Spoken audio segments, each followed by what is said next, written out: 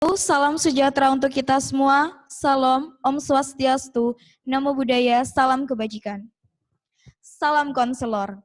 Selamat datang di Universitas Tunas Pembangunan Surakarta Prodi Bimbingan dan Konseling dalam webinar dengan tema Strategi Konselor dalam memberikan pembelajaran yang kreatif, inovatif, dan produktif di era new normal.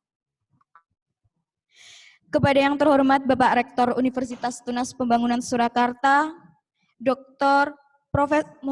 Profesor Dr. Insinyur Tresna Priyana Sumardi SEMS, kepada yang terhormat Bapak Dekan FKIP Universitas Tunas Pembangunan Surakarta, Dr. Gunadi MOR, kepada yang terhormat Ibu Dr. Anda Usmani Haryanti SPD MHUM selaku Kaprodi Program Bimbingan dan Konseling Universitas Tunas Pembangunan Surakarta, dan yang terhormat Bapak Ibu pemateri pada pagi hari ini, serta tidak lupa yang saya hormati para peserta yang telah bergabung pada webinar pada kali ini. Sebelum acara ini dimulai, perkenankanlah saya memperkenalkan diri sebagai moderator dan pemandu pada acara pagi ini. Nama saya Sinta Dewi Rahayu, saya mahasiswi Universitas Tunas Pembangunan Surakarta, Angkatan 2017. Kepada para peserta, sebelum acara ini dimulai, maka perkenankanlah saya membacakan kode etik pada acara pagi hari ini. 1. Para peserta diharapkan berpakaian rapi. 2. Kepada para peserta harap menonaktifkan suara. 3. Bagi para peserta yang ingin mengungkapkan pendapat, silakan untuk menuliskan di kolom komentar dan pertanyaan akan kita berikan di akhir acara. Selanjutnya, susunan acara pada pagi hari ini adalah 1.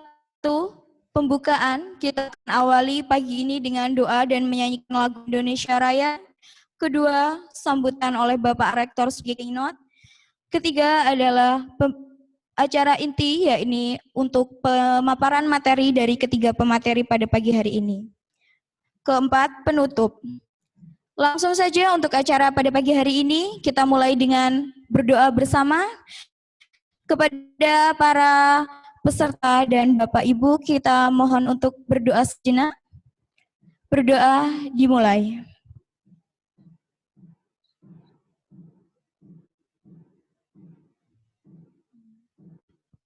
Berdoa selesai.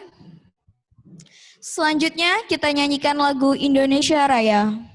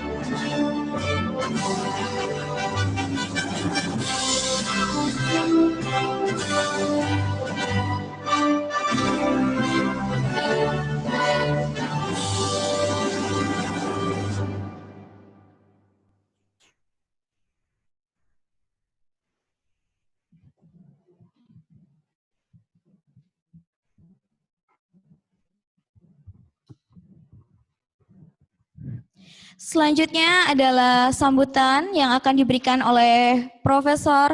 Silakan Prof, langsung boleh sambutan.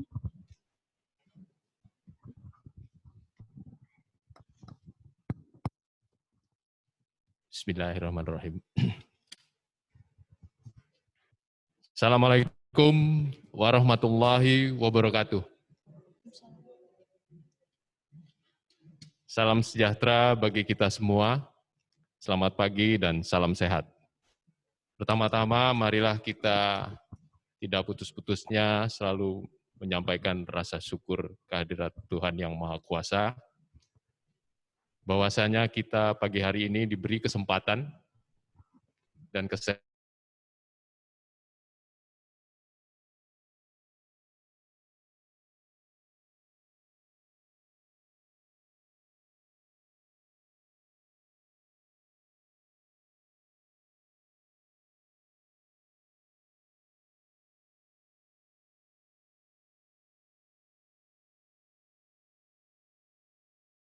sharing di dalam ini, melihat kepada perkembangan dari konseling di dunia, dan tentu ini merupakan tantangan kita bersama. Terutama adalah tren daripada profesi bimbingan dan konseling dan era new normal. Bisa dimasukin itunya, materinya. Sudah ya. Silakan. Baik.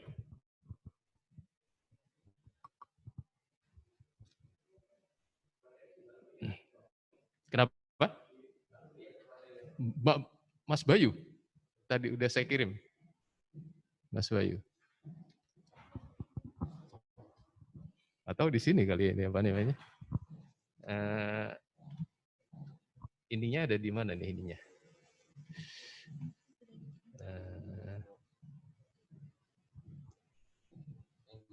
Di Oh Bayu. Ini. Enggak. Harus on. Mohon maaf. Oh, udah. Mungkin Prof. Ya. Baik. Ini sudah on. Di sini ya. Kelihatan. Baik. Kok belum ada di sini? Oh. Enggak kebaca. Ya. Enggak kelihatan. Atau saya deketin aja. Oke. Baik.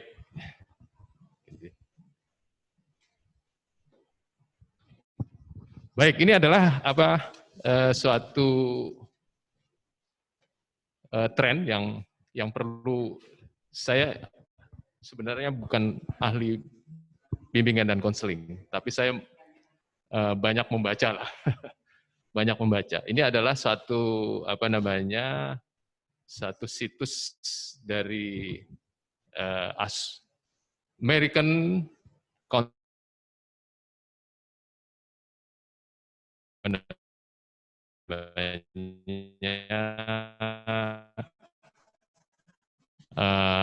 meter lah, satu meter dari profesi konseling ini di dunia ya. Jadi dan di sini ada suatu tulisan dari asosiasi ini yang merupakan satu riset survei ya mengenai tren konseling ke depan, ya tren konseling ke depan. Ya. Jadi bagaimana sekian puluh konseling ini, dan apa definisi yang tepat buat konseling itu melalui 29 major counseling organization, jadi 29 organisasi top di bidang konseling berkumpul dan lalu mendefinisikan mengenai apa itu konseling.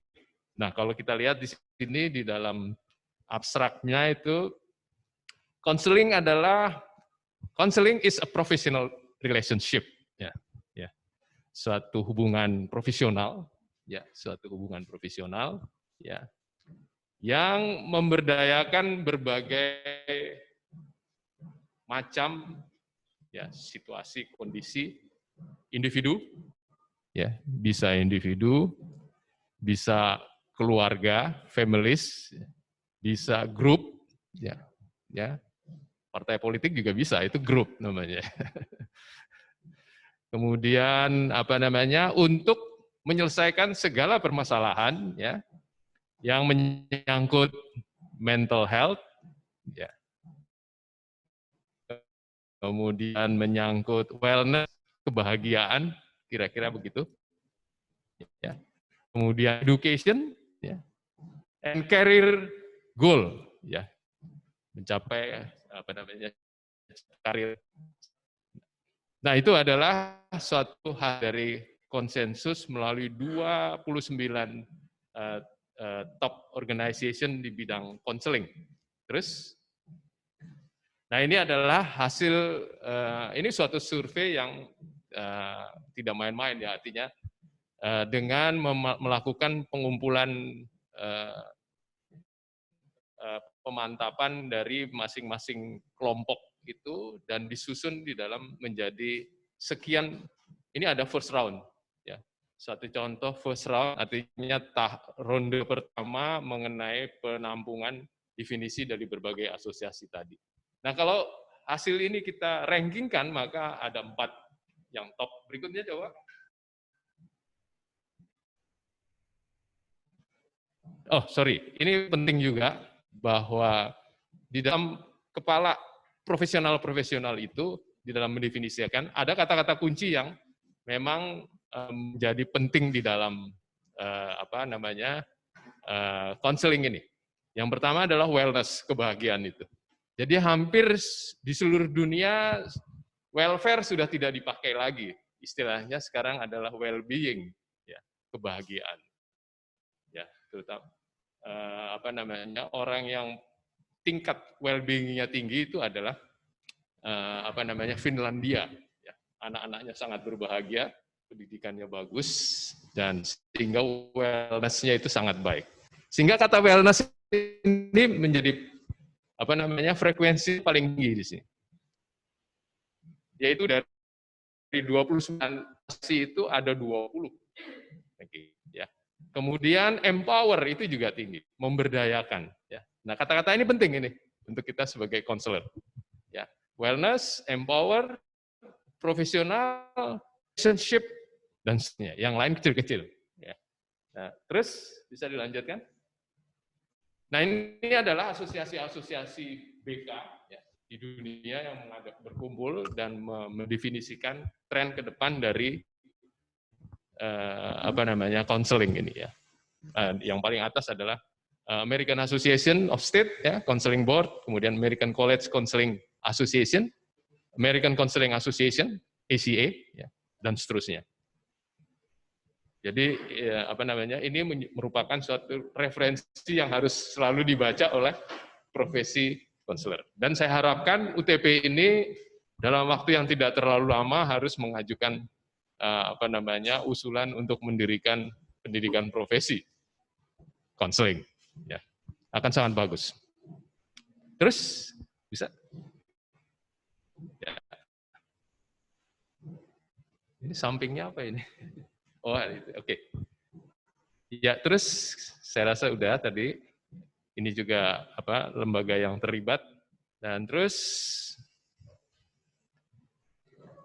ya, ini adalah definisi yang terangkum ya. Kita lihat ranking yang pertama, kedua, ketiga, keempat saja, banyak sekali ini. Ya, next caption, ya, next slide. Nah, ini adalah hasil ya, yang tadi. Ini dirangkum menjadi di dalam abstraknya. Kaplan itu menjadi suatu definisi yang tadi saya sebutkan. Terus, perlu lagi, terus sudah saya sampaikan tadi. Nah, yang berikut adalah tantangan ke depan mengenai konseling di dalam masa COVID ini, 19 ya. Jadi di sini ada seorang member ya, yang apa, prominent aktivis dari ACA, yaitu mencoba apa namanya, apa namanya, mengkonsepsikan profesi konseling di dalam menghadapi COVID-19 ini. Nah ini, next. Nah ini kira-kira begini. Jadi ini nama member daripada ACA ini adalah Christine Ford. Ya. Jadi di dalam era epidemik ini, ya,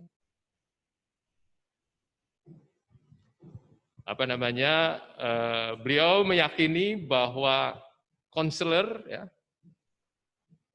harus mampu membawa ya, suatu harapan, ya, harapan besar di dalam situasi sekarang ini. Dunia itu sangat hopeless, ya. Ekonomi jatuh, ya. Kemudian aktivitas pun menurun, kemudian ketakutan juga meningkat, efek psikologi juga meningkat dan sebagainya, ya, tekanan meningkat, stres meningkat dan sebagainya. Jadi baik di dalam masalah ekonomi maupun masalah kemanusiaan itu mengalami suatu degradasi yang luar biasa di dalam akhir-akhir ini, ya. Sehingga dia mengatakan bahwa sebagai contoh, Shanghai setelah lockdown ya, itu dengan cepat menunjukkan suatu cahaya, brightness, menggeliat kembali.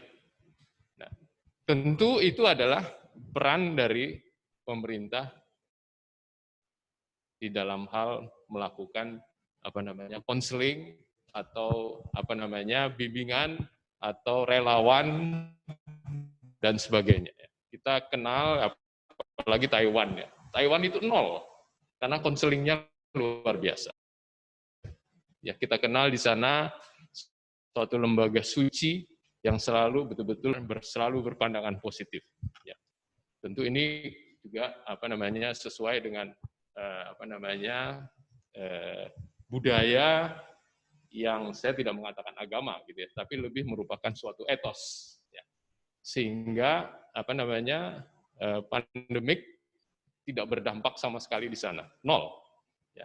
Nah, ini pentingnya. Jadi di sini dijelaskan bahwa tentu peran di sini menunjukkan bahwa merupakan COVID-19 ini merupakan suatu tantangan bagi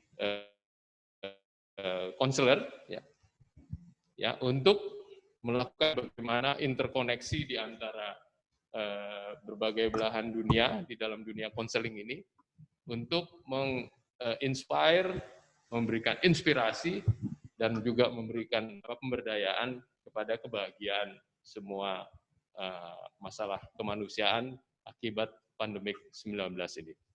Nah, inilah yang ingin saya sampaikan, bahwa kita mempunyai suatu laboratorium yang sangat besar sekarang ini, dan itu merupakan tantangan baru, dan kalau bisa melakukan penelitian di situ, dan tulis di dalam jurnal ilmiah internasional, maka itu levelnya pasti Q1 lah. Ya. Demikian, saya ucapkan selamat berwebinar, dan mudah-mudahan webinar ini memberikan manfaat kepada kita semua. Lebih kurangnya saya mohon maaf. Sekali lagi, taufiq wal hidayah. Assalamualaikum warahmatullahi wabarakatuh. Ya, waalaikumsalam. Terima kasih banyak kepada Profesor Dr. Insinyur Trisna Priyana Sumardi SEMSI selaku Rektor Universitas Tunas Pembangunan Surakarta yang telah menyempatkan pada pagi hari ini. Terima kasih banyak Pak. Kita dari BK sangat mengetahui jadwal Bapak. Alhamdulillah bisa ikut dalam acara hari ini. Selanjutnya telah bergabung bersama kita Bapak Dr. Arif Ainur Rafiq, SOS, ISPD, MPD Kons.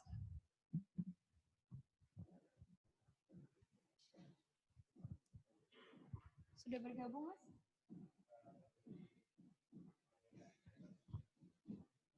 Ya, sebelumnya beliau ini adalah pengurus Departemen Kompetensi dan Profesionalitas periode 2020 hingga 2024 dalam Asosiasi Bimbingan dan Konseling atau APKIN. Beliau juga merupakan Ketua PDIK Jatim, yakni Ikatan Konselor Indonesia, dan beliau merupakan member dari ASEAN Professional Counseling Association.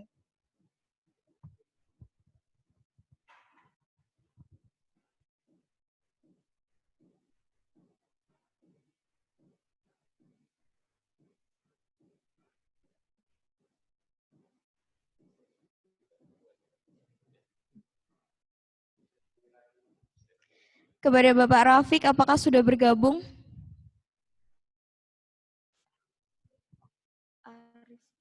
Mohon maaf, Bapak Arif.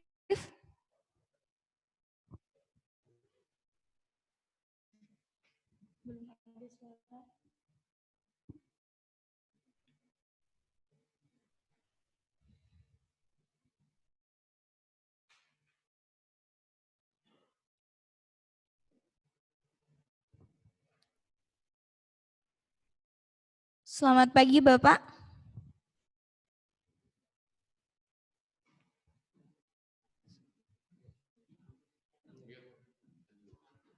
Mohon maaf, Bapak, tolong di-unmute dulu ya, supaya kita bisa mendengar bersama.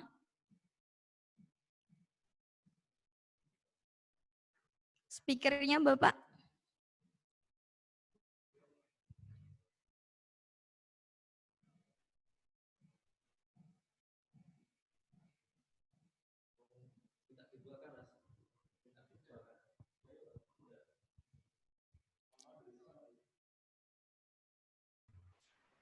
Sudah.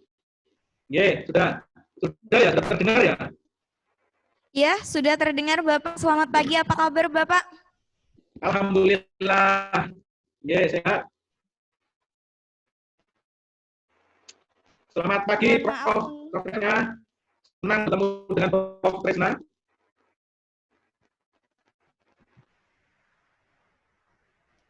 Selamat pagi, Bapak Arif. Mohon maaf mengganggu waktunya. Selamat menyampaikan materi. Baik. Selamat pagi, Prof. Tresna. Selamat pagi, Mbak Bu Suci dan Pak Erik.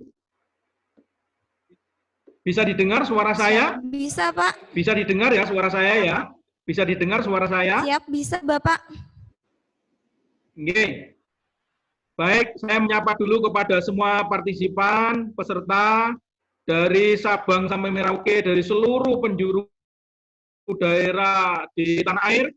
Ada yang dari Papua, NTT, ya, ada yang dari Kalimantan. Saya lihat sangat luar biasa peserta webinar diadakan oleh UTP, Universitas Tunas Pembangunan Surakarta, ya, sangat luar biasa. Assalamualaikum warahmatullahi wabarakatuh. Salam sejahtera. Om Swastiastu. Di kesempatan ini saya akan menyampaikan bagaimana konselor kiprahnya dalam memberikan layanan di era new normal. Ya. Baik, next. Next. Ya. Lanjut. Baik. Di era new normal, ya, hanya kita bisa ketahui bagaimana semua aktivitas berjalan, ya. Semuanya berjalan, tapi ada kebiasaan-kebiasaan yang berbeda. Apa yang berbeda kebiasaan-kebiasaan itu biasanya adalah kita harus menggunakan APD, alat pelindung diri, ya, yaitu menggunakan masker, ya. Kemudian di dalam normal ini semuanya serba digital, ya, kebutuhan-kebutuhan yang selalu berkaitan dengan digital dominan, ya, dominan digital. Semuanya menggunakan internet atau disebut dengan IoT, Internet of Things, internet segala. Sekolah dengan internet, ya, bekerja dengan internet dari rumah, ya. Maka dibutuhkan di sini semuanya menyesuaikan, ya, semuanya harus menyesuaikan diri. Begitu pula profesi-profesi, termasuk adalah profesi konselor kita harus menyesuaikan bagaimana cara memberikan layanannya. kita harus bisa menyesuaikan, yaitu dengan menggunakan strategi-strategi yang tentunya tidak jauh dari kebutuhan-kebutuhan konselingnya, yaitu menggunakan IoT, Internet of Things tadi, itu internet segala. Next. Ya, selanjutnya. Selanjutnya, Mbak, tolong. Oke, next. Ya, oke. Nah, semacam inilah fenomena di dalam new normal ya.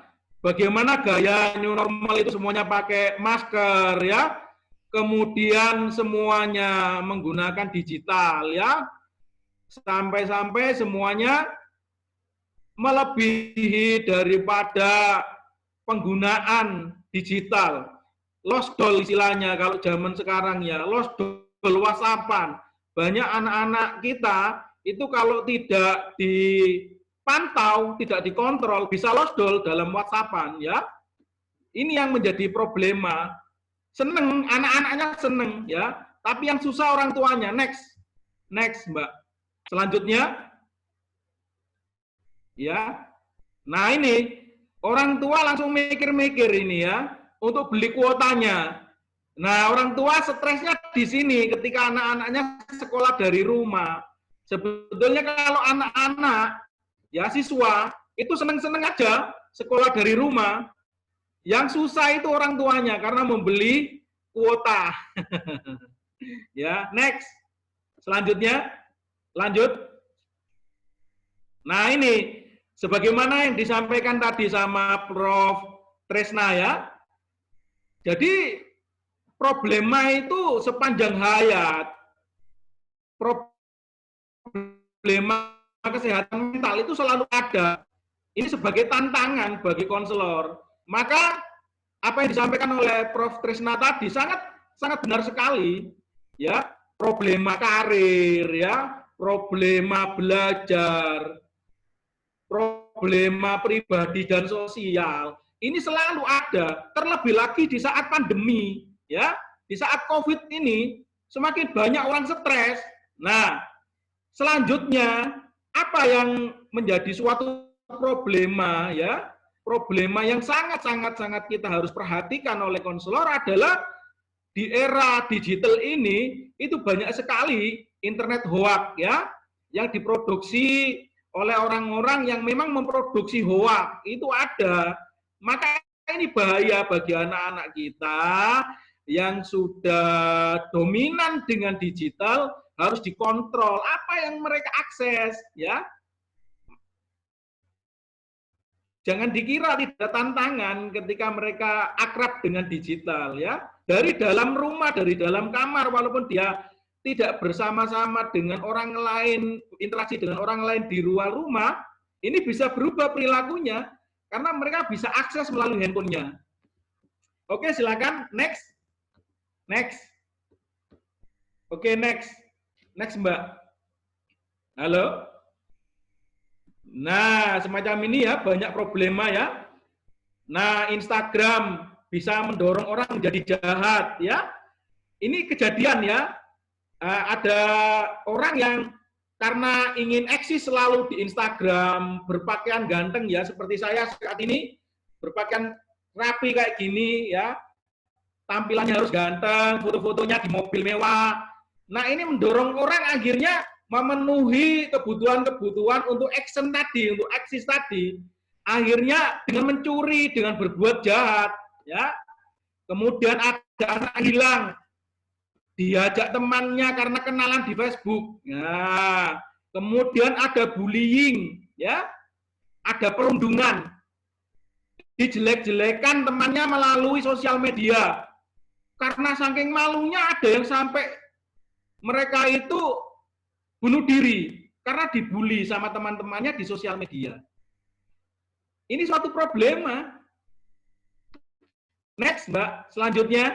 Oke, lanjut. Lanjut, Mbak. Nah, oleh karena itu ya, bagaimana peran konselor? Nah, ini perannya konselor. Halo. Kembali, Mbak. Kembali.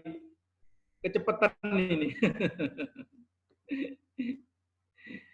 Nah, sudah cukup di sini aja. Cukup di sini. Ada kesenjangan di sini ya. Peran konselor itu di sini. Apa yang dilakukan konselor? Konselor itu profesi menolong, ya, helping profession. Profesi menolong. Apa yang disampaikan tadi oleh Prof. Tresna benar sekali, ya. Konselor itu profesi penolong, ya. Konselor itu harus bisa membantu mengenali diri siswa dan lingkungannya. Nah, di sini kita lihat semua itu ada kesenjangan apabila kita melihat siswa kita ada kesenjangan, konseling kita ada kesenjangan. Nah, kesenjangannya di masalah apa? Kalau bukan wilayah kita, wilayah konselor itu adalah di bidang psikologis. Kalau di bidang fisiologis, medis, maka berikan kepada profesi yang sesuai. Siapa itu? Dokter. Nah, kalau sesuai dengan psikologi, maka problema-problema itu istilahnya adalah case, ya. Kehidupan efektif sehari-hari yang terganggu, case T. Misalnya, anak yang dibully, itu akhirnya cemas, suka ngelamun, stres, mikir terus, tidak bergairah untuk makan, tidak bergairah untuk bertemu dengan orang lain, maka ini case T. Kehidupan efektif sehari-hari yang terganggu, itu psikologis. Nah, itu di wilayah itulah konselor berperan. Untuk apa? Untuk mengentaskan dia dari masalahnya. Ya. Oke, next. Oke. Next, Mbak. Nah, konselor Bapak Ibu, anak-anakku, mahasiswa sekalian, konselor itu wilayahnya di dalam praktek ada di wilayah formal, ada non formal, bahkan ada informal. Tadi sebagaimana yang disampaikan Prof. Tresna, wilayah keluarga, kita bisa membantu masalah keluarga, ya. Di sekolah kita bisa, di mana-mana kita bisa.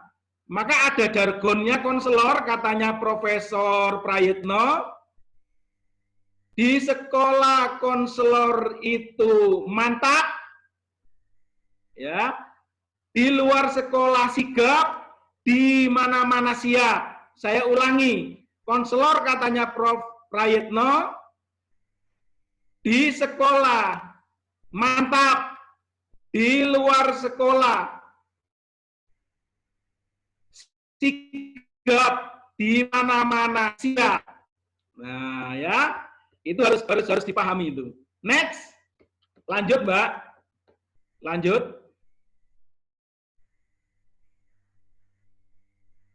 Nah, di sini tujuannya memberikan layanan bimbingan konseling, ya, itu adalah bagaimana seseorang itu, siswa ini diberikan pemahaman, ya, self understanding, pemahaman dirinya dan pemahaman lingkungannya.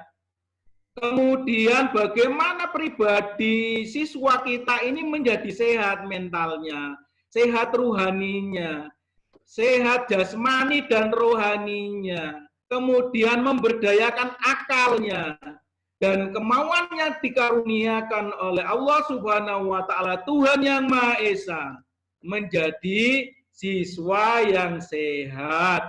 Itu tujuan konselor di sekolah. Lanjut, Mbak. Lanjut.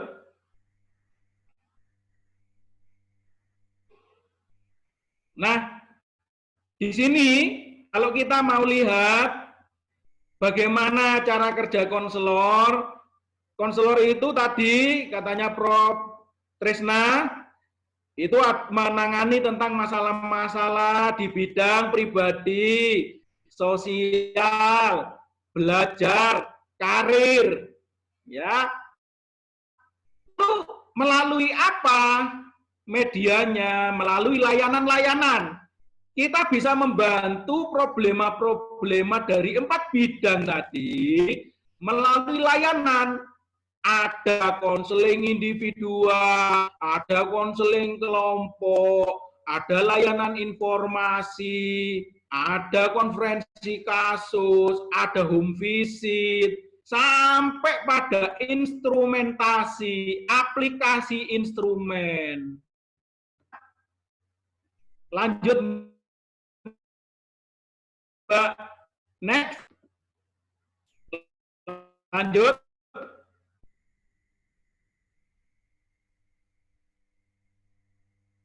Nah,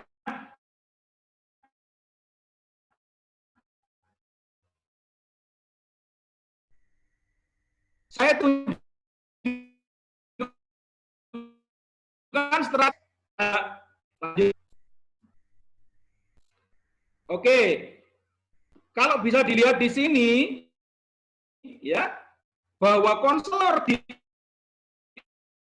era dengan melalui digital atau daring, kita bisa melakukan layanan, baik layanan konseling individual, konseling kelompok, layanan informasi, yang biasanya kita lakukan di kelas atau offline atau luring, kita bisa lakukan dengan cara daring. Melalui apa? Melalui platform-platform sosial media. Ada Facebook, ada WhatsApp, ada YouTube, ada Instagram, ada video call, ya. Lanjut, Mbak.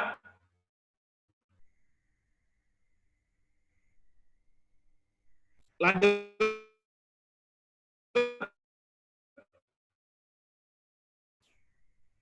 Next, seperti ini ya contoh layanan informasi. Layanan informasi adalah membantu siswa untuk memahami informasi-informasi aktual, misalnya tentang COVID-19. Apa itu COVID? Bagaimana penyebarannya? Bagaimana pencegahannya?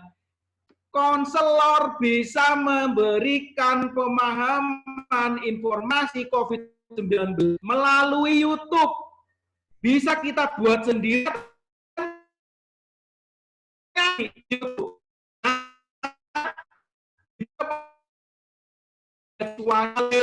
Melalui WhatsApp grupnya.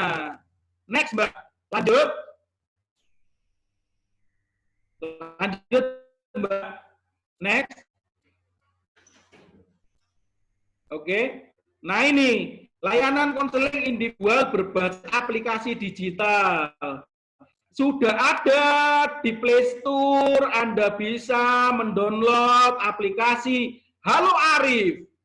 Di situ ada layanan konseling individual. Mohon maaf, Halo Arif sangat kebetulan aja, namanya sama dengan saya, tapi yang buat bukan saya, oleh PT Halo Arif, bukan saya. Ya, saya sampaikan di sini biar saya tidak dituntut sama PT itu. Lanjut. Nah, ini layanan bimbingan yang bimbingan belajar dengan Sinaca, minat baca. Ini baru saja dibuat oleh mahasiswa program pasca sarjana yang sekarang sedang menyelesaikan TA-nya, membuat Sinaca ini, aplikasi minat membaca oleh Bu Deni, ya, namanya Deni dari Lamongan. Kebetulan penguji ahlinya saya, ya. Sebentar lagi ini akan ditur, ya, di aplikasi.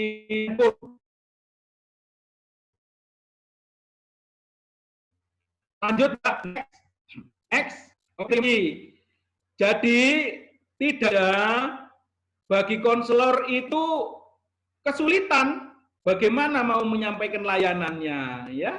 Bagaimana mau menyampaikan layanan atau bantuan-bantuan kepada siswanya sangat berkemudahan melalui platform-platform sosial media. Sementara demikian dari saya, Terima kasih. Wassalamualaikum warahmatullahi wabarakatuh. Pak Dr. Arif Ainur Rafiq, SOS ISD MPD yang telah menemani untuk menyampaikan materi pemaparan. Kemudian materi selanjutnya akan disampaikan kepada Ibu Suci Prasas SPD MPD selaku pengurus daerah Apkin Jateng, anggota dari Ikatan Konselor Indonesia, sekaligus dosen tetap di Universitas Tunas Pembangunan Surakarta. Pada Ibu Suci, waktu dan tempat kami persilahkan.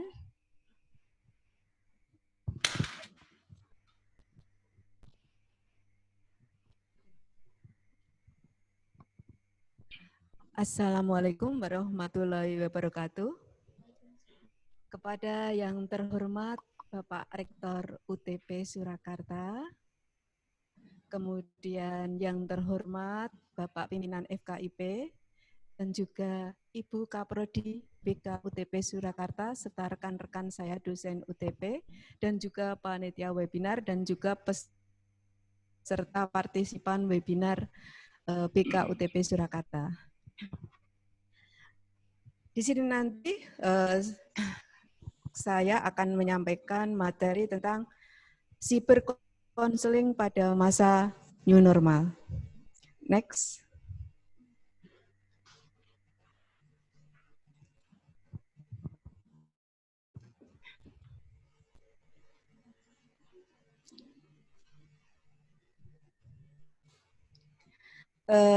Kenapa saya memilih cyber counseling sebagai materi saya? Karena nanti akan ada beberapa alasan dan faktor kenapa cyber counseling itu menjadi salah satu pilihan di masa new normal ini. Next. Pandemi COVID-19 belum berakhir. Bahkan di sini Badan Kesehatan Dunia WHO mengatakan pandemi ini tidak akan berakhir dengan cepat. Untuk ini diharapkan masyarakat dalam segala bidang kehidupan bersiap untuk beradaptasi, membiasakan diri hidup berdampingan dengan COVID-19. Nah, inilah cara baru untuk tetap survive di tengah meningkatnya korban pandemi COVID-19 yang terkenal dengan istilah new normal. Next.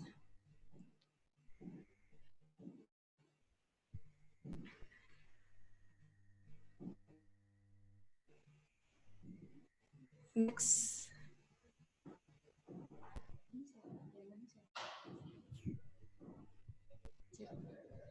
Dari yang dia.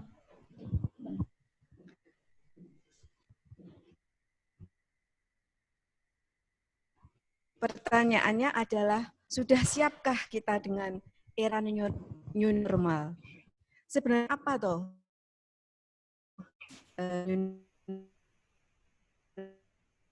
Itu.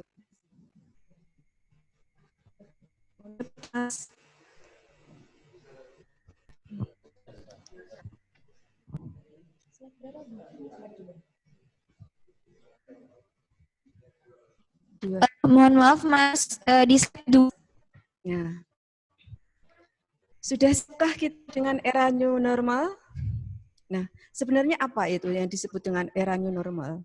Yaitu adalah kebijakan membuka kembali aktivitas ekonomi sosial, kegiatan publik secara terbatas, menggunakan standar kesehatan yang sebelumnya tidak ada, gitu. Sebelum pandemi. New normal merupakan usaha menyelamatkan hidup nyawa warga dan menjaga agar negara tetap bisa berdaya menjalankan.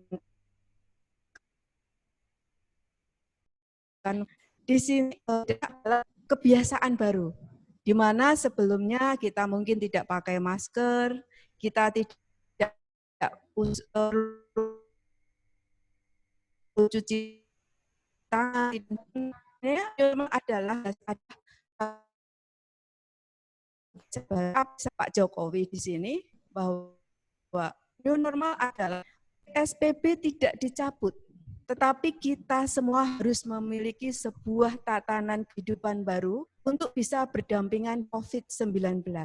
Artinya di sini bahwa kehidupan masyarakat tetap berjalan, tapi kita juga harus bisa menghindari diri dari COVID-19 dengan cara cuci tangan setelah beraktivitas, yang aman, dan pakai masker. Next. Nah, dengan adanya kebiasaan-kebiasaan baru itu, kemudian banyak adanya kebijakan-kebijakan untuk mengikuti kebiasaan baru tersebut. Salah satunya adalah kebijakan di bidang pendidikan oleh pihak Kemendikbud.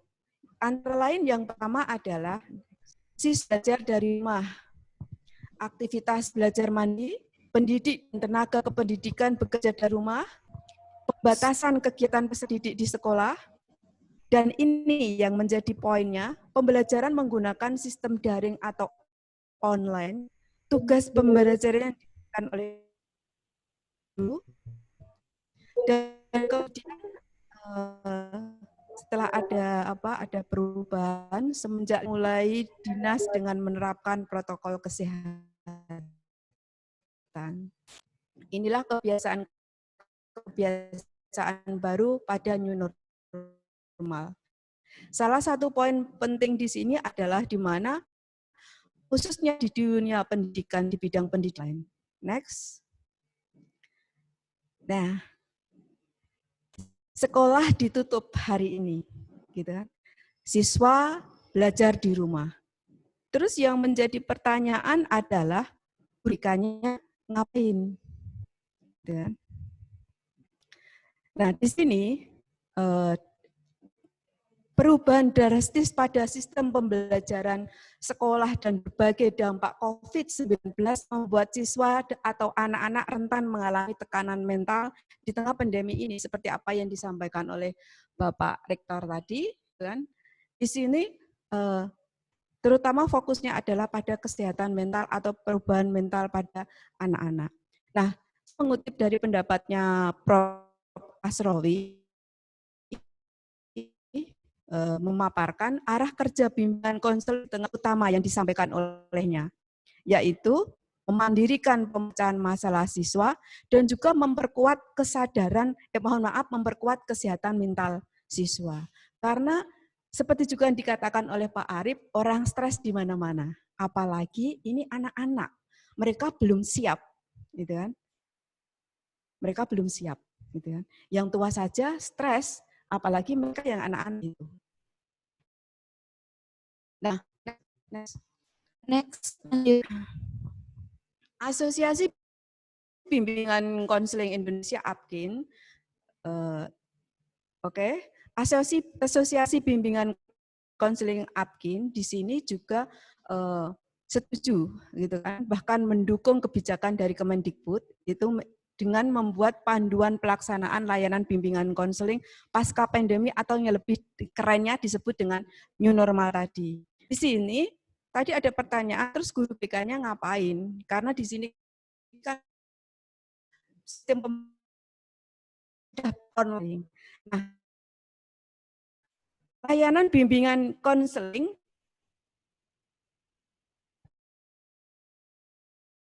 gitu kan, dengan 4 komponen tugas: responsif, perencanaan, pemikiran peserta didik, dan dukungan sistem.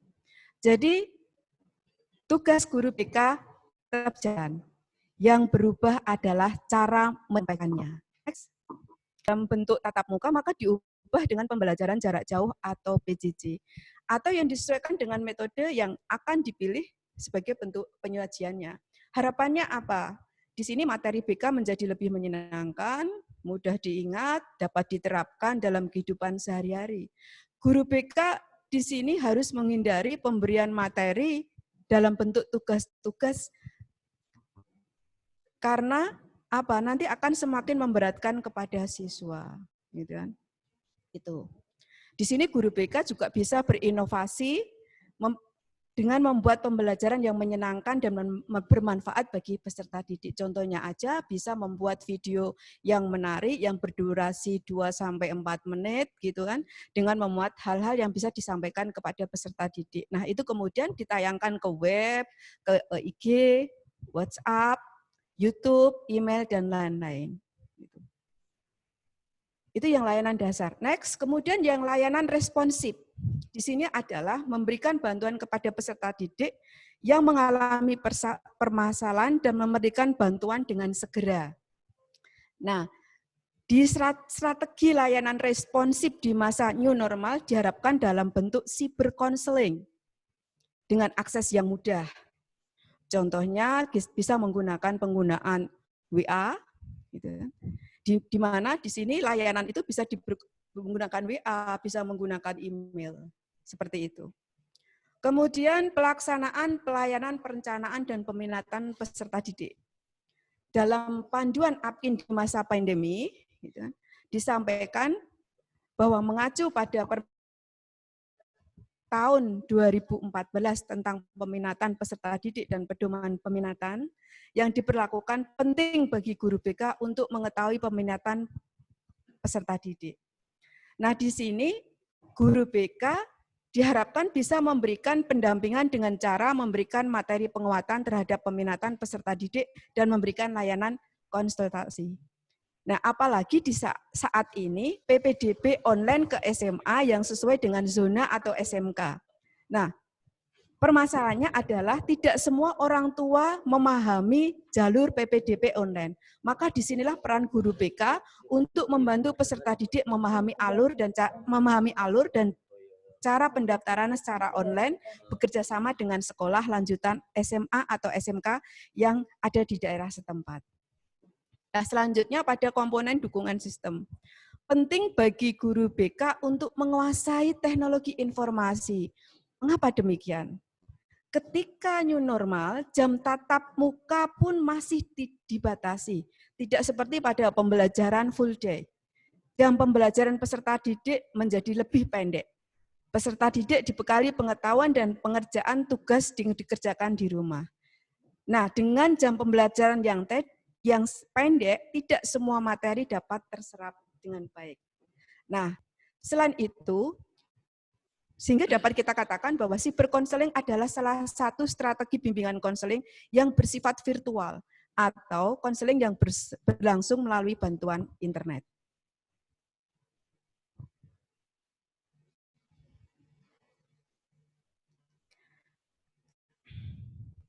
Selanjutnya, nah, di samping itu ada beberapa, di samping itu konseling online. Kenapa di sini saya menggunakan materi saya dengan cyber counseling? Karena di sini konseling online itu dapat memungkinkan akses yang lebih baik ke konselor dan klien lebih banyak pilihan untuk terapi.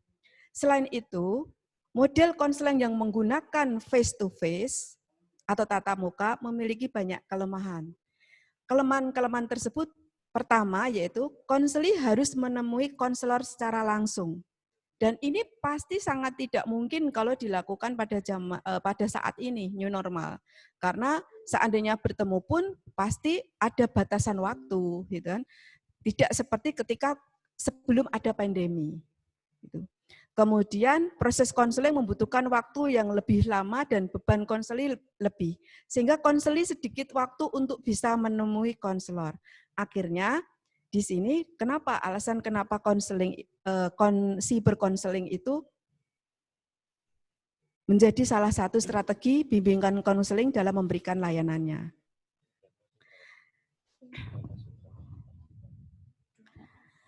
Selain dari apa yang saya sampaikan tadi, gitu kan, tentang cyber counseling. Nah, disinilah kita dituntut sebagai guru BK bahwa kita harus menguasai teknologi informasi, gitu kan. Nah, seperti yang disampaikan oleh Bell dan McKee, bahwa agar pelayanan konseling melalui cyber counseling dapat efektif, maka konselor harus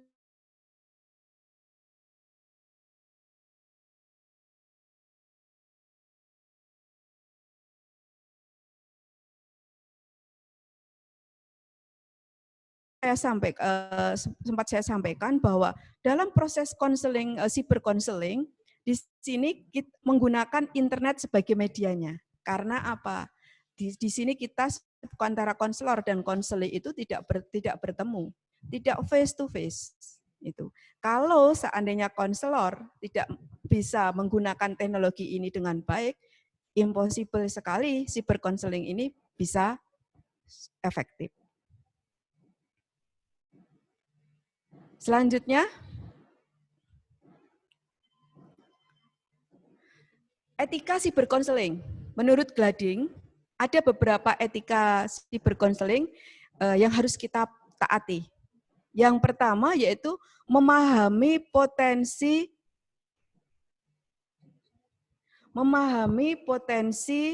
dan informasi tentang konseling.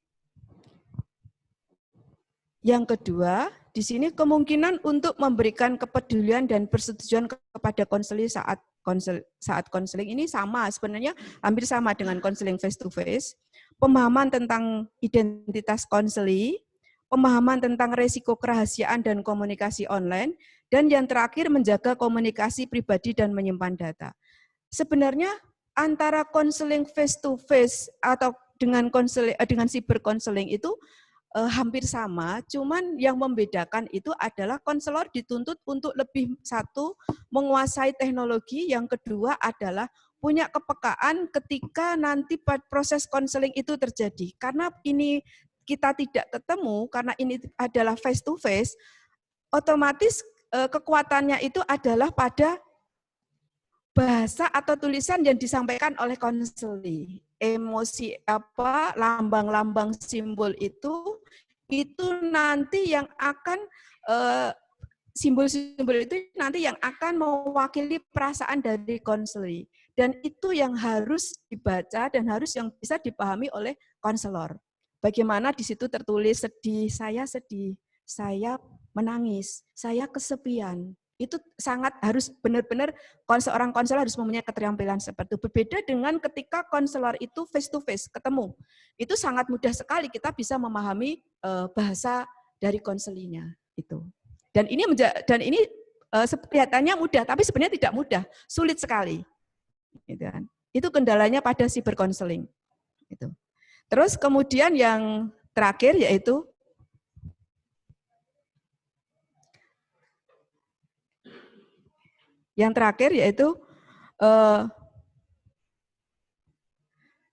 alasan tidak boleh melakukan cyber konseling. Ini ada beberapa alasan. Yang pertama di sini adalah konseling memiliki pikiran untuk menyakiti dan membunuh orang lain atau diri sendiri. Nah, kalau ini sangat berbahaya sekali dan ini tidak boleh, tidak boleh kita lanjutkan, karena ketika proses konseling terjadi, kita tidak tahu apa yang terjadi di balik ini, konseling ini, gitu kan. Beda kalau kita bertemu langsung, ketika ada niat seperti itu bisa langsung kita cegah, kan gitu. Tapi kalau di sini ada pembatas, ada media di tengah-tengah proses konseling ini. Kedua, konseling berada pada situasi yang mengancam jiwa, hampir sama. Konseling mempunyai sejarah situasi perilaku bunuh diri, kekerasan dan kasar. Konseling mempunyai delusi. Delusi itu adalah tidak samanya antara kenyataan dan hayalan, gitu kan. Kemudian halusinasi, konseling menyalahgunakan alkohol dan obat-obatan. Di sini ada beberapa alasan tidak boleh menggunakan siber, itu adalah intinya yang dapat saya ambil itu adalah apabila konseling itu mempunyai, mohon maaf, sakit secara psikis. Karena nanti otomatis kalau sakit secara psikis, karena kita lihatnya itu di media. Di media itu kan berbeda dengan apa yang media itu kan berbeda dengan fakta, gitu kan. Di situ sehingga ketika konseling ada gejala-gejala seperti ini, tidak usah melakukan cyber konseling. Karena dikhawatirkan apa? Gitu kan? Dikhawatirkan nanti bukan bantuan yang bisa diberikan, tetapi malah nanti ini sangat membahayakan pada konseling. Gitu kan. Karena orang-orang rapuh ini kan tidak bisa kita menggunakan secara media. Memang harus ada benar-benar terapi dan itu menuntut kita untuk face to face seperti itu. Nah, ini contoh layanan cyber counseling. Di sini kita bisa menggunakan WA, terus Relief, kita bisa menggunakan Facebook, kita bisa menggunakan email, gitu kan. Banyak sekali media sosial yang bisa kita gunakan sebagai sebagai sarana untuk melakukan cyber counseling. Sekali lagi, kesepakatan dengan konseli dan asas kerahasiaan tetap kita jaga, meskipun itu menggunakan media sosial. Dan juga tidak kalah penting adalah kesepakatan, gitu kan. Kesepakatan dengan konseli, gitu kan. Kapan, di mana, meskipun itu bisa dilakukan kapanpun, karena di sini tidak ada kendala jarak, tetapi kesepakatan, kerahasiaan itu perlu kita jaga ketika cyber counseling ini kita lakukan. Demikian materi yang saya sampaikan. Apabila ada salah kata dan sikap, saya mohon maaf. Akhirul salam. Wassalamualaikum warahmatullahi wabarakatuh. Waalaikumsalam warahmatullahi wabarakatuh. Ya, terima kasih banyak kepada Ibu Suci Prasasti SPD MPD Kons yang telah memberikan materi berupa bimbingan konseling secara virtual, ya Bu. Jadi semoga di kedepannya bimbingan dan konseling secara virtual ini bisa berjalan dengan lancar di era new normal dan memudahkan para guru-guru BK yang ada dimanapun dan bisa menjadi pembelajaran untuk para peserta webinar pada pagi hari ini. Kemudian tidak lupa materi selanjutnya akan dibawakan oleh Bapak Erik Teguh Prakoso SPD MPD Kons selaku Sekjen IKI Ikatan Konselor Indonesia Daerah Jawa Timur, selaku pelatih daerah Taekwondo Jawa Timur Kota Malang, dan juga beliau sebagai pengurus ADRI dalam ADRI Pusat, yakni Ahli Dosen Republik Indonesia, nggih Pak. Kepada Bapak Erik, waktu dan tempat kami persilahkan. Baik, terima kasih pemandu acara kegiatan webinar nasional pada pagi hari ini. Tidak lupa pertama saya dulu rekan-rekan semua para konselor Indonesia, para pemerhati konseling, rekan-rekan sejawat yang ada dari Sabang sampai Merauke yang pada kesempatan hari ini menyempatkan waktunya untuk dapat mengikuti kegiatan webinar pada siang hari ini. Tidak lupa saya ucapkan terima kasih yang pertama pada Bapak Rektor yang pada kesempatan hari ini tadi sempat hadir memberikan satu materi sebagai keynote speaker, kemudian para pemateri Ibu Suci dan Pak Arief, ini kakak saya yang ada di Surabaya. Selamat siang Pak Arief, rekan-rekan karyawan yang pada kesempatan hari ini juga sudah menyempatkan waktunya untuk bisa bersama-sama bergabung dalam menyukseskan kegiatan webinar ini, serta para panitia dan tidak lupa yang masih menunggu dengan setia Ibu Kaprodi kita, rekan-rekan sejawat dosen di UTP, serta tidak lupa Bapak Dekan yang pada kesempatan ini juga ikut bergabung di Zoom webinar ini. Baik, karena ini kita adalah materi yang terakhir, ada beberapa hal yang akan kami sampaikan yang sifatnya nanti kita sharing dengan materi strategi pengembangan karakter individu di era new normal. Nah, tadi dari beberapa materi yang sudah disampaikan oleh pemateri 1 dan pemateri 2 terkait dengan digital dan strategi konselor. Hari ini saya akan menyampaikan terkait dengan strategi pengembangan karakter seorang atau individu di era new normal ini. Ya, silakan dilanjutkan next.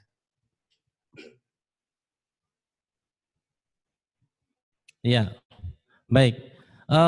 Karena ini materi yang terakhir, saya mengharapkan para peserta yang masuk di dalam grup Zoom pada siang hari ini, saya menginginkan agar dalam kegiatan ini ada beberapa syarat. Yang pertama harus fokus dan antusias.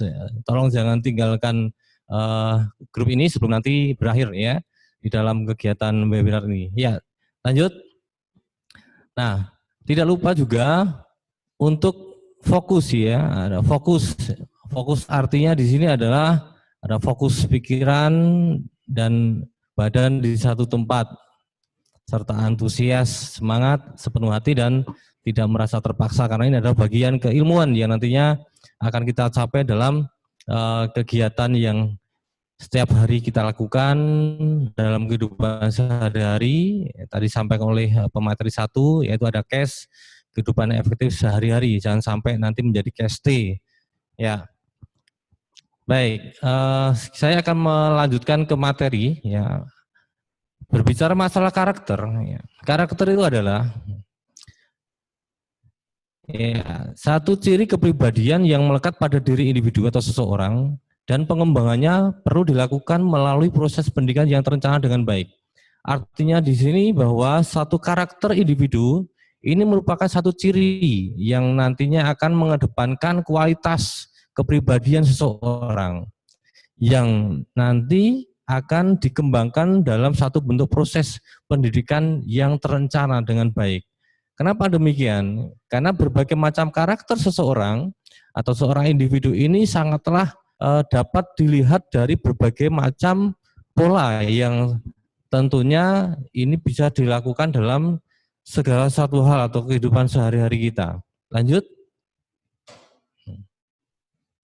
Nah, karakter sendiri ini dibentuk melalui proses yang berkesinambungan. Nah, menurut Douglas bahwa di dalam pembentukan karakter secara berkesinambungan ini bukan bawaan sejak lahir yang ini didukung oleh Helen, bahwa karakter ini tidak diwariskan, tetapi sesuatu yang dibangun secara berkesinambungan hari demi hari melalui pikiran, perbuatan, serta tindakan. Kalau pikiran kita, perbuatan kita, serta tindakan kita ini mampu untuk menyesuaikan dengan satu mindset yang positif, maka satu karakter ini akan menjadi sebuah pola, yang dimana pola ini akan melekat di dalam diri kita dan menjadi satu bentuk kualitas kepribadian yang lebih baik. Dimana pada saat kita berbicara kualitas, tentunya kalau kita lihat di berbagai macam media, kita berbagai macam karakter seseorang yang masuk di dalam satu elemen-elemen tertentu, apakah ada satu pola yang menganggap dirinya sebagai orang yang pertama, menjadi orang yang pertama, yang nanti akan diberikan satu aplaus dan sebagainya. Tapi apakah ada? Dan saya katakan akan jarang sekali saat seseorang itu memiliki satu keunggulan dalam dirinya, di mana menjadi pribadi unggul ini tidak akan pernah terlihat oleh siapapun, karena yang tahu hanya dirinya sendiri. Nah, ini yang satu yang saya katakan sebagai satu bentuk kualitas kepribadian dalam sebuah karakter. Nah, pendidikan karakter ini bertujuan untuk dapat membentuk watak atau kepribadian anak bangsa sesuai yang tercantum pada Undang-Undang Nomor 14 Tahun 2005 tentang Sisdiknas pasal 3, yaitu beriman dan bertakwa kepada Tuhan Yang Maha Esa, berakhlak mulia, cakap, kreatif, mandiri, dan menjadi warga negara yang demokratis serta bertanggung jawab. Harapan saya sebagai anak bangsa nanti seluruh para warisan-warisan kita, para penerus bangsa ini mampu untuk menerapkan satu Undang-Undang Nomor 14 Tahun 2005 tentang Sisdiknas pasal 3 ini. Ya, lanjut. Nah, kita berbicara new normal ya. Di mana new normal ini adalah tatanan normal baru semua, baik dari segi aktivitas yang nantinya menjadi dominan digital. Sangat disayangkan ya, sangat disayangkan kalau pada saat satu bentuk pemerintahan sekarang ini menerapkan semuanya serba digital. Nanti akan kita lihat, akan kita bahas dalam pengembangan karakter. Nah, di mana pada saat penggunaan internet di rumah-rumah untuk berbagai keperluan kerja, sekolah anak, hiburan, beli makan, dan lain-lain, selama 24 jam pasti selalu menggunakan digital. Ini saya ambil dari sumber Kompas CNN Indonesia. Nah, bayangkan coba pada saat di tatanan normal ini semuanya berfokus pada satu digital, tidak akan pernah terlepas dari digital. Ya. Ada sesuatu hal yang nanti mungkin berdampak positif, ada pula yang nanti akan berdampak negatif. Kenapa demikian? Karena suatu pola karakter yang awalnya tertanam dengan baik, ini akan menjadi kadaluarsa, dinamikanya menjadi berubah, paradigmanya menjadi berubah, semua menjadi era digital. Nah, sebagai orang timur ya, sebagai orang Indonesia, ini kita juga harus mampu menyeimbangkan itu. Yang seharusnya ini bisa diterapkan dalam tataran para masyarakat yang ada di Indonesia yang saat ini menghadapi new normal dengan peraturan pemerintah untuk menjaga kesehatan, protokol kesehatan semuanya harus benar-benar terjaga, diterapkan. Nah, ini harus bisa diseimbangkan. Lanjut. Ya, kita berbicara pentingnya pengembangan karakter di tatanan new normal. Yang pertama kita lihat fenomena tatanan normal baru atau new normal adalah dominan digital dalam berbagai aktivitas, mulai dari anak-anak tingkat pendidikan non formal, pendidikan formal, semuanya mulai dari tingkat PAUD, mulai dari TK, lanjut ke SD, SMA, SMK maupun perguruan tinggi. Fenomena ini sudah digunakan oleh para jajaran yang ada di dalam masyarakat Indonesia. Nah, kemudian rentan penyalahgunaan digitalisasi untuk mengakses informasi yang negatif. Ini sangat riskan sekali. Oleh karena itu, pentingnya pengembangan karakter ini adalah bagaimana seorang individu mampu untuk menyimbangkan. Kalaupun ini masih dalam konteks anak-anak, maka perlu adanya pendampingan dari orang tua. Kenapa demikian? Tanpa ada pendampingan dari orang tua, maka yang terjadi hal-hal yang bersifat maladaptif.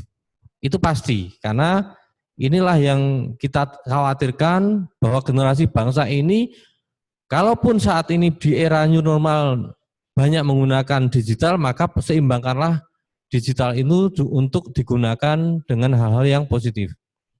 Kemudian juga adanya penyebaran hoax. Ya, kalau kita lihat di sosmed, penyebaran hoax di tataran Indonesia ini luar biasa sekali. Ya, mulai dari tingkatan anak-anak, remaja maupun dewasa, semuanya serba hoax. Yang tentunya perlu ada pembatasan sosmed. Mungkin kalau misalkan banyak sekali yang bermain di Facebook contohnya, harusnya ada satu filter yang dimana pemegang aplikasi Facebook yang utama ini harus memfilter satu konten-konten yang dimana konten itu bersikap atau bersifat negatif itu. Nah, kemudian dampak pada perkembangan karakter individu khususnya di anak-anak, belajar karakter yang salah dari berbagai platform digital YouTube, FB, IG dan lain-lain. Ini menuntut guru, orang tua, dan berbagai pihak untuk turut serta mendampingi peserta didik atau siswa yang mengakses by internet. Ya. Sehingga diharapkan peserta didik ini memiliki karakter yang baik, akhlakul karimah. Nah, sehingga apa pola yang ada di dalam akidah-akidah kita sebagai umat beragama ini tentunya harus memiliki satu pola yang positif dalam pengembangan karakter. Lanjut.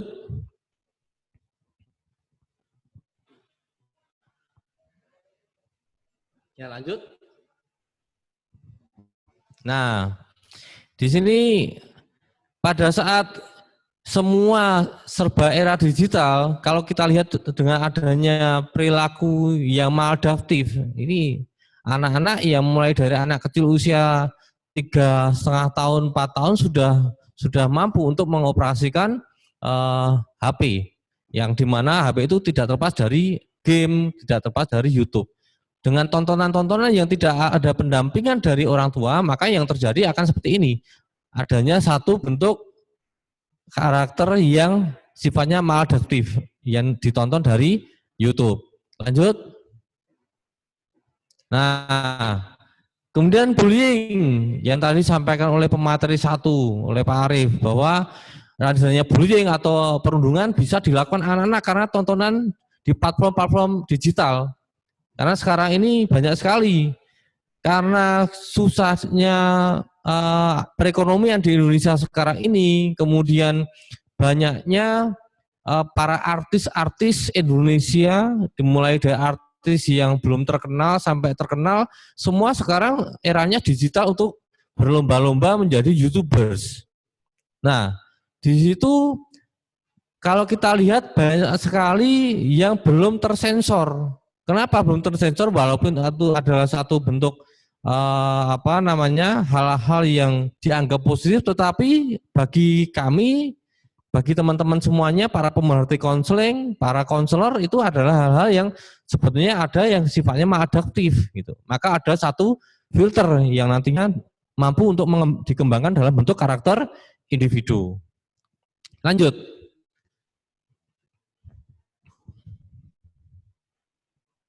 Nah, sebagai seorang individu, ya, kita harus memiliki karakter seperti ini. Sebagai individu yang berkarakter, kita harus memiliki karakter yang cerdas, kreatif, dan inovatif. Itu yang pertama. Apakah kita sudah menerapkan itu kepada diri kita sendiri? Apakah kita sudah menerapkan ini kepada para anak-anak kita, para anak-anak bangsa kita, para peserta didik kita? Ya, coba kita terapkan dari diri kita sendiri. Kemudian beriman, jujur, dan bertanggung jawab.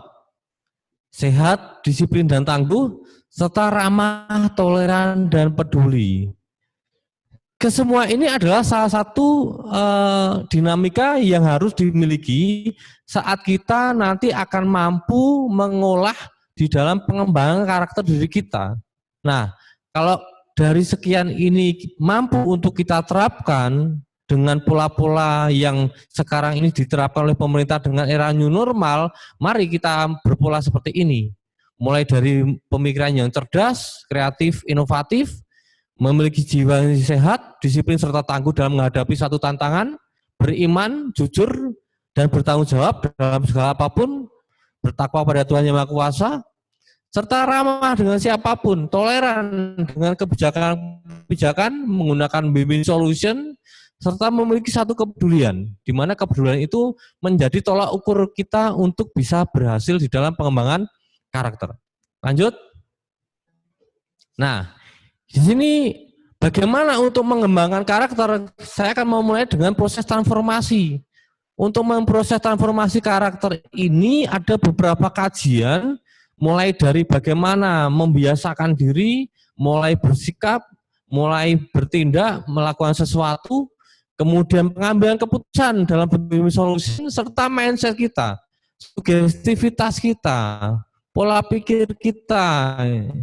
Kalau kita lihat di beberapa kajian, ya, para konselor di lapangan, ya, praktisi masih banyak sekali menggunakan pola-pola yang sifatnya negatif menjadi positif, ya, pakai beberapa kajian teknik coping touch ini saya tahu.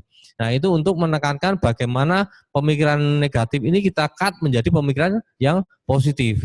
Sehingga proses transformasi ini kita mulai, apalagi kita sebagai konselor. Saat kita berhadapan dengan konseli, ya, saat nanti ada satu bentuk komunikasi baik secara online maupun secara face to face, tentunya kita harus memiliki mindset yang positif. Kata Prof. Rayet, ini sepemanya adalah KTPS, konseli tidak pernah salah. Gitu. Baik, lanjut. Nah, hal-hal yang tadi saya sampaikan tersebut di atas tadi dengan pengembangan karakter yang sudah saya sampaikan, ini ada beberapa strategi pengembangan karakter yang akan kita lakukan, kita mencobanya norma ini, itu strategi biblioterapi versus bulanan. Nah, ini terlihat sangat aneh kenapa saya menggunakan bulanan dan kenapa saya menggunakan biblioterapi. Kita sondingkan dengan satu kajian-kajian di mana, nah, untuk biblioterapi sudah dijelaskan oleh Pearson dan McLaren bahwa biblioterapi ini adalah membaca dan mendiskusikan buku-buku tentang situasi yang mirip dengan apa yang dialami oleh siswa. Saya yakin para konselor di sekolah, para praktisi di lapangan pun juga sudah selalu atau mungkin sering menggunakan biblioterapi, dan ini bukanlah bahasa yang asing, tetapi pola-pola yang sudah sering digunakan oleh para pakar-pakar. Nah, Yang pertama, membangun kembali struktur pola berpikir dalam belajar, memusatkan kembali emosi, mengarahkan kembali kemauan secara kreatif dan menyenangkan. Lanjut.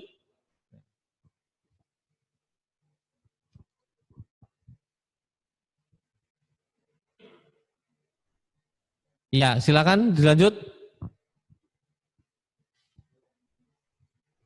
Ya, baik. Kemudian kapan ini digunakan? Ya, pengembangan konsep diri individu, ya, di dalam pola biblioterapi kemudian dolanan ini digunakan saat bagaimana kita mampu untuk mengembangkan konsep diri kita, diri seseorang. Kemudian peningkatan atau untuk meningkatkan pemahaman tingkah laku serta motivasi. Kemudian mendorong individu untuk secara jujur melakukan self appraisal, menilai diri kita sendiri, ya, dengan cara kita sendiri, dengan keunggulan yang kita miliki, dengan kepribadian yang positif yang nantinya akan dapat membantu seseorang atau individu di dalam menemukan satu bentuk kajian di dalam diri atau maupun dalam luar diri. Lanjut.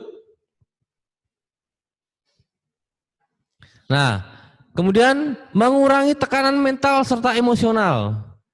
Ya. Kemudian yang keenam adalah pengembangan kesadaran, awareness. Tadi sudah disampaikan oleh Prof. Tresna juga, Pak Arief juga. Ini adalah satu bentuk kajian dalam proses biblioterapi dan dolanan. Lanjut.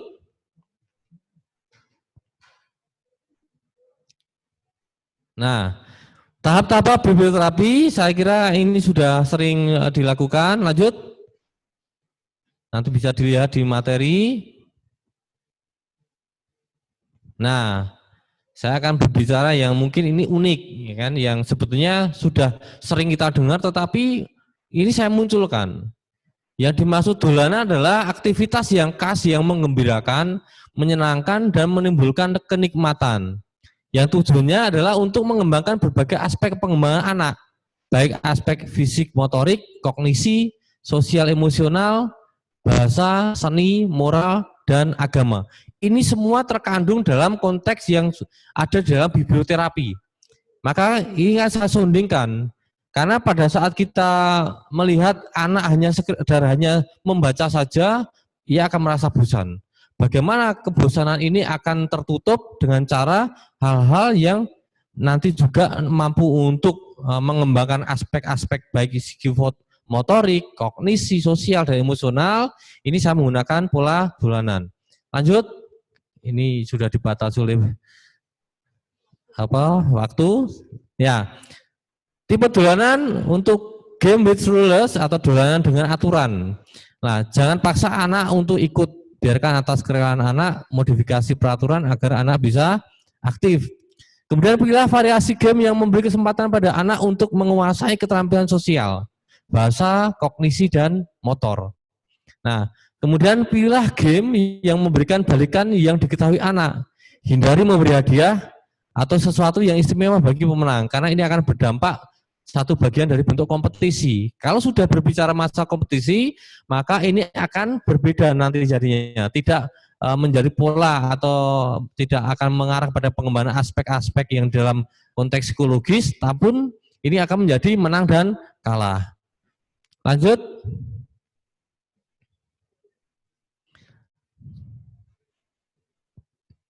Ya.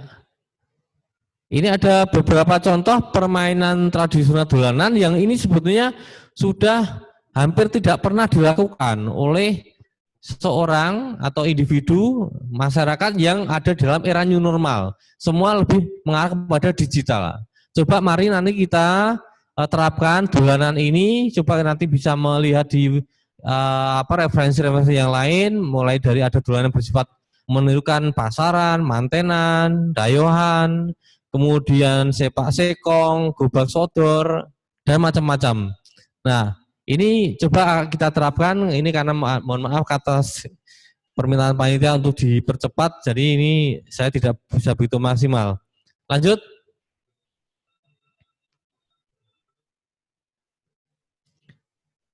Nah, bagaimana mengadakan dolanan? Yang pertama adalah sesuaikan dolanan dengan kemampuan dan tahap perkembangan anak. Ragam dolanan harus bervariasi, memberikan arahan pada anak jika diperlukan, memilih tim pasangan dolanan dengan cara yang adil, dan memperkenalkan dolanan yang lebih sulit secara bertahap. Nah, baik, lanjut. Meskipun ada sebutan dolanan edukatif, tetapi jika berfokus pada menang kalah, maka dolanan itu telah kehilangan nilai. Jadi pertahankan permainan agar tetap menyenangkan. Lanjut, Mas.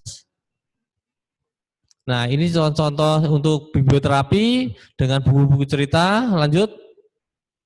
Bisa kita terapkan anak-anak kita untuk belajar membaca, buku dongeng, dan sebagainya. Lanjut, Mas. Iya. Kemudian, nah ini ada satu amanah, dan ingatlah tatkala Tuhan menyatakan bahwa sesungguhnya jika kamu bersyukur pasti aku akan menambahkan lebih banyak nikmat kepadamu. Maka di era new normal ini kita harus banyak bersyukur, dan tentunya apa yang kita lakukan hari ini adalah sesuatu yang terbaik buat kita hari ini. Lanjut. Nah, materi yang sudah saya paparkan ini yang pertama saya tujukan kepada departemen yang pernyataan terima kasih, yaitu pada Allah Subhanahu wa taala. Terima kasih Allah atas anugerahmu berupa kemampuan untuk menerjemahkan dan berbagi pesan dan memberikan aku begitu banyak teman-teman yang istimewa untuk saling berbagi, khususnya teman-teman di webinar pada siang hari ini. Terima kasih.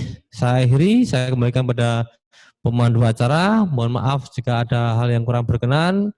Sekian, Assalamualaikum warahmatullahi wabarakatuh.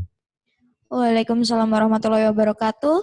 Terima kasih banyak kepada Bapak Erik Teguh Prakoso, SPD MPD Kons, atas pemaparan materi yang sangat menarik, yakni melalui dolanan dan biblioterapi, ya Pak. Jadi mungkin buat ibu-ibu guru BK ataupun dari teman-teman peserta webinar bisa sedikit mengutip dari pernyataan Pak Erik tadi bahwa bimbingan itu harus selalu menyenangkan tanpa memaksakan. Kemudian acara selanjutnya adalah sesi tanya jawab. Saya beritahukan kepada para peserta untuk sesi tanya jawab ini akan dipilih 3 hingga 5 pertanyaan, dan bagi Anda yang beruntung akan mendapatkan hadiah menarik dari kami.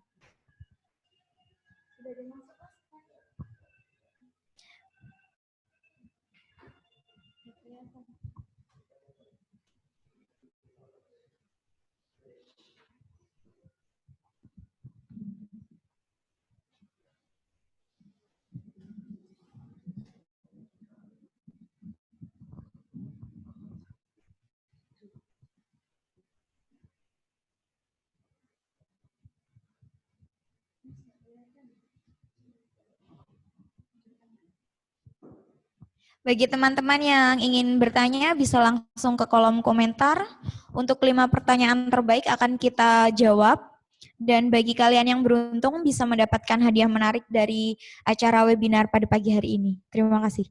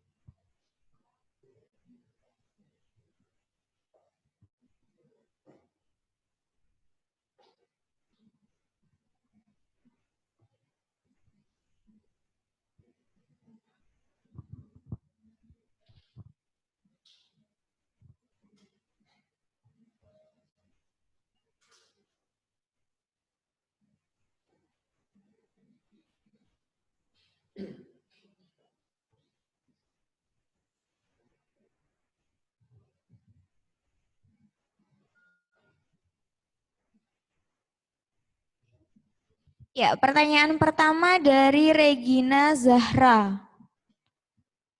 Saya mau bertanya, selama ini, mohon maaf nggak kelihatan ya. Saya mau bertanya, selama ini brand dan image BK di sekolah masih banyak yang menyangka sebagai sosok guru yang hanya untuk menghukum-hukum siswa. Sehingga tak jarang siswa menyebut BK adalah monster. Bagaimana cara supaya brand BK dikenal sesuai fungsinya, yaitu helping profesional tersebut. Bahkan saya lihat di Google dan di Instagram ada postingan-postingan yang menggambarkan siswa sangat membenci guru BK. Kemudian bagaimana cara merubah branding di masyarakat luas? Mungkin dari Bapak Erik atau Ibu Suci yang akan menjawab. Dari Bapak Erik, waktu dan tempat kami persilahkan. Baik, terima kasih pada Regina ya. Regina Zahra. Baik. Coba kita lihat pada saat paradigma BK di masa lalu ya kan, ada mulai dari IPBI ya kan, yang konteksnya adalah petugas bimbingan, akan sangat berbeda dengan paradigma baru para konselor-konselor yang mulai membuat satu paradigma yang berbeda. Artinya di sini pola lama akan berbeda dengan pola yang baru. Konteks di lapangan memang masih ada banyak sekali para siswa atau peserta didik yang menganggap bahwa konselor ini adalah polisi sekolah karena paradigma lama yang dipakai. Saya tidak tahu di lapangan kalau masih ada seorang konselor sekolah yang menerapkan paradigma lama dengan memberikan sanksi, memberikan hukuman dan lain-lain, ini tidak dibenarkan. Yang harusnya adalah fungsi peranan seorang konselor di sekolah adalah memberikan pelayanan secara menyeluruh, bukan memberikan satu tindakan-tindakan yang bersifat hukuman, bersifat sanksi. Itu adalah bagian dari kesifaan mungkin.